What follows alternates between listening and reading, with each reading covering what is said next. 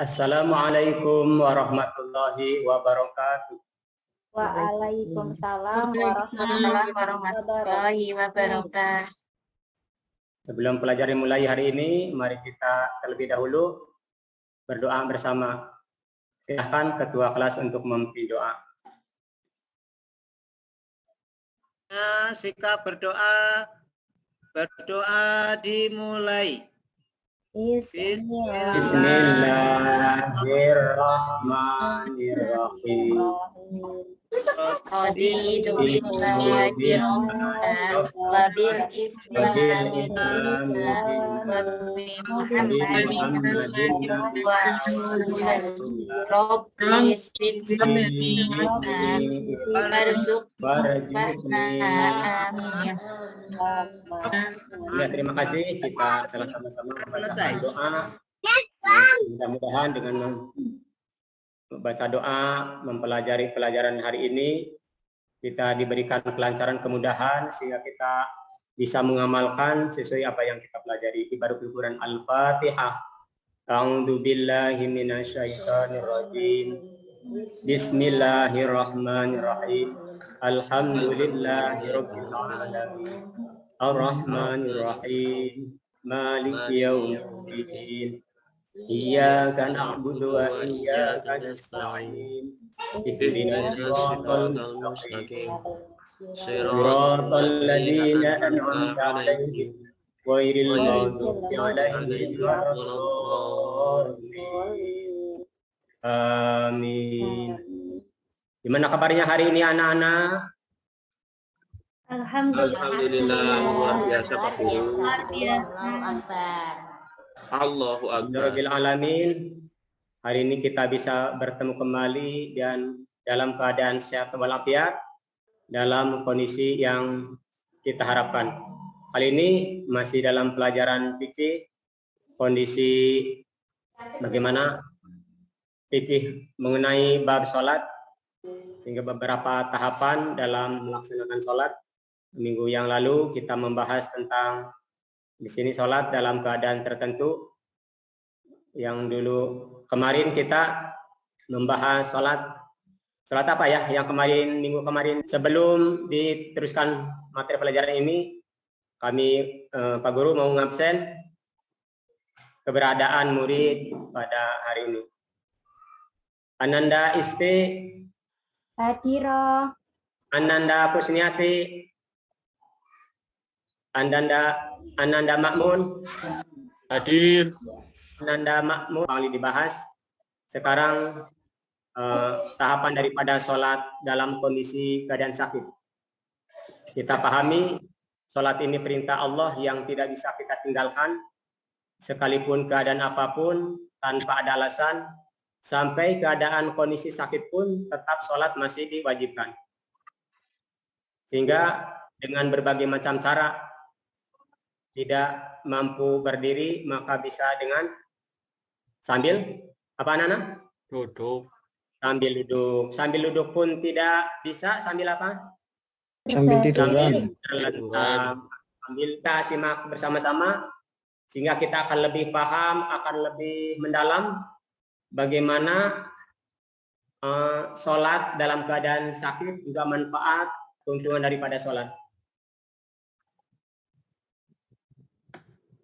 Manfaat sholat baik kesehatan dan tuntunan sholat. Praktek yang diwajibkan seorang muslim, pertama berilmu, beramal dengan ilmu tersebut, mendakwahkan ilmu tersebut, bersabar dalam mencari ilmu, beramal dan berdakwah. Syarat diterimanya amal berarti harus kita Islam. Dalam dikatakan dalam beberapa ayat dalam Al-Quran tentang perintah untuk melaksanakan daripada sholat.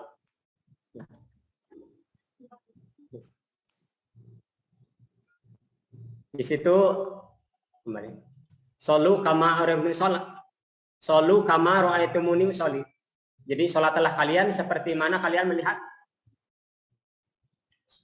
Nabi sholat.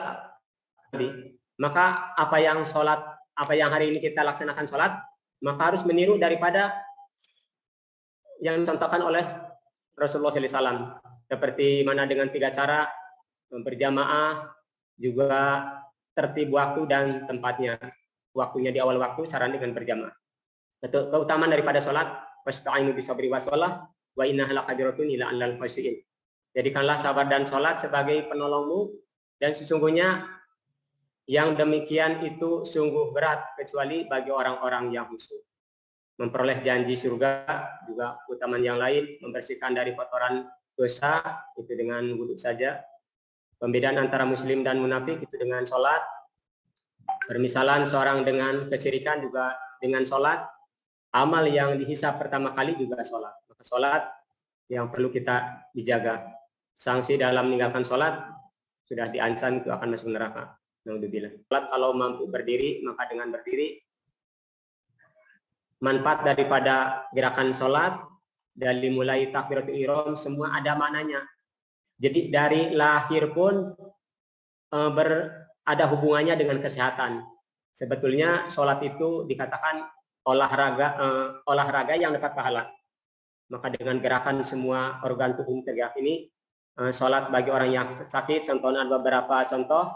Yang pertama sambil duduk di kursi, yang kedua duduk di atas sejadah, yang ketiga itu berbaring melentang, posisi muka menghadap ke kiblat, juga kaki menghadap ke kiblat. Juga yang miring, posisi kepala di utara, juga muka menghadap ke kiblat, kaki di sebelah selatan. Bersuci bagi orang yang sakit, dan jika kamu sakit atau dalam perjalanan atau kembali dari tempat buang air atau menyetubuhi wanita, lalu kamu tidak memperoleh air, maka bertayamumlah dengan tanah yang baik. Ringanan sholat untuk orang sakit, diperbolehkan tidak berjamaah di masjid, dibolehkan menjamak sholat. Sholat sesuatu kondisi sakitnya. Jadi tergantung situasi keparahan daripada sakit yang diderita.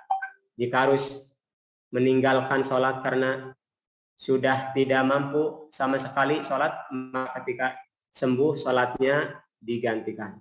Jadi inilah ketetapan daripada kita sudah melihat ada gambaran bagaimana pentingnya sholat, walaupun dalam kondisi apapun tetap sholat diwajibkan. Untuk itu Pak Guru akan membagi daripada kelompok, dibagi 5 kelompok. Sampai di sini kami akan absen menjadi 2 kelompok. Juga kami menyediakan kode. Pak Guru ini akan menyediakan, di sini kelihatan ya, ada warna kuning, merah, hijau, biru, dan ungu. Ini ada 5, kita di sini bagi 5 kelompok. Yang pertama, Ananda Isti, siapa yang mau memilih? Silahkan Ananda Isti untuk memilih warna yang mana? Pink, Pak Guru. Yang kuning ya. Di sini coba ada pertanyaan untuk bahan diskusi nanti. Silahkan mencari temannya untuk berdiskusi tata cara sholat dengan berbaring dan terlentang ya. Tata cara sholat berbaring dan terlentang. Ingat ini Mbak Isti. Iya Pak. Waktu 20 menit untuk diskusikan. Silakan.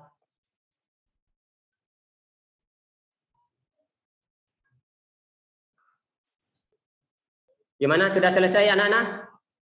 Sudah Pak. Sudah Pak Guru. Silakan. Sudah. Silakan yang mau maju pertama untuk mencontohkan. Tadi ada 2 cara, sholat dengan berbaring atau tata cara sholat duduk. Silakan. Anda ada Muhammad Rais. Iya Pak. Ini Pak,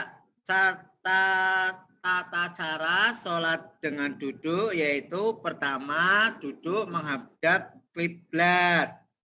Kemudian saat ruku adalah dengan membungkukkan badan sedikit ke depan. Iya. Kemudian waktu sholat duduk pada saat sujud, sujudnya seperti pada saat sholat biasa. Gitu Pak. Oh iya. Yang lain, bagus. Berikan tepuk tangannya untuk Mas Muhammad Rais. Anak-anak, ini setelah kita tadi, ada yang lain? Ada yang mau bertanya anak-anak? Silakan sekitar materi yang tadi sudah kita pelajari, sehingga kita akan lebih mendalam, akan lebih memahami lagi sekitar sholat. Silakan anak-anak, ada yang mau ditanyakan? Sudah cukup, Pak. Kalau tidak ada, Paham, Pak. ya. Silakan. Nanti gini, kalau tidak ada yang tanya, maka Pak Guru akan berikan pertanyaan. Apakah dengan sakit akan menggugurkan kewajiban sholat? Tidak, Pak. Iya betul, pintar sekali ya. Jadi, walaupun keadaan kondisi apapun, sholat tetap diwajibkan. Jadi, tidak ada alasan ya untuk tidak sholat. Sekitar tadi materi yang kita, apakah ada kesulitan yang telah tadi kita simak? Tidak Sekitar ada. para sholat ya, pintar semua. Berarti anak-anak sudah mengerti, memahami. Ini untuk memperkuat kita betapa pentingnya sholat dalam keadaan situasi kondisi apapun. Tetap sholat kita harus dijaga ya, supaya kita terbiasa sejak dini. Kita dibiasakan khusus untuk laki-laki sholat berjamaah. Di mana berjamaah? Sebaik-baik berjamaah untuk laki-laki di mana? Di Di masjid dengan berjamaah. Kalau untuk perempuan, sebaik-baik perempuan sholat di mana yang paling baik? Di Di rumah. Kerjakan LKPD di link yang sudah Bapak share di grup. Nanti dipelajari tugasnya. Insya Allah besok di pertemuan berikutnya kita akan dikumpulkan sehingga guru bisa menilainya. Sampai di sini ya, anak-anak sekalian. Semoga ilmu yang kita pelajari saat ini bermanfaat, juga kita bisa mengamalkannya, juga tidak sampai hanya di kita. Bagaimana kasih tahu teman-teman kita yang lain, barangkali dia tidak tahu maka kasih tahu, sehingga kita akan mendapatkan pahala mengalir sampai akhir hayat. Itulah keutamaan daripada amal. Demikianlah, sebelum ditutup, mari kita untuk baca doa bersama-sama. Silakan dipimpin ketua kelas, mimpin doa. Berdoa dimulai. Bismillahirrahmanirrahim. Allahumma wa bihamdika asyhadu an la ilaha illa anta astaghfiruka wa atubu ilaik. Demikianlah, kurang dan lebihnya saya mohon maaf. Wassalamualaikum warahmatullahi wabarakatuh. Waalaikumsalam warahmatullahi wabarakatuh.